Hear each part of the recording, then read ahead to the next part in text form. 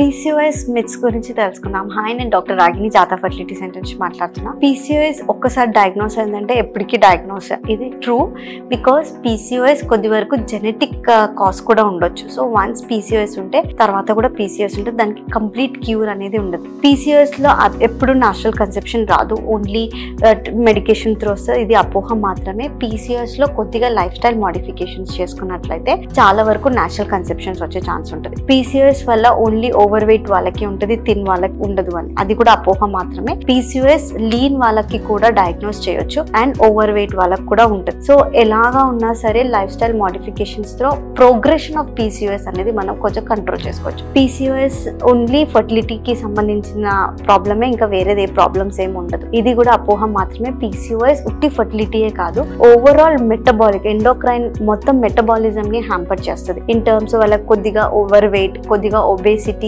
కొద్దిగా థైరాయిడ్ వచ్చే ఛాన్స్ ఎక్కువ కంపేర్ టు అదర్స్, కొద్దిగా షుగర్ వాల్యూస్ కొద్దిగా షూట్ అయ్యే ఛాన్సెస్ ఉంటాయి. సో ఓవరాల్ మెటబాలిక్ సిండ్రోమ్ అనేసి అంటాం అనమాట. సో అన్నిటికీ ఒక్కటే పరిష్కారం, కొంచెం స్ట్రిక్ట్ గా లైఫ్ స్టైల్ మోడిఫికేషన్ చేసుకున్నట్లయితే ఇది వర్సన్ గా అవ్వకుండా ఉంటది అనమాట. దీంట్లో ఏదైనా డౌట్స్ ఉన్నట్లయితే జాతకు వచ్చి కనుక్కోండి. Thank you.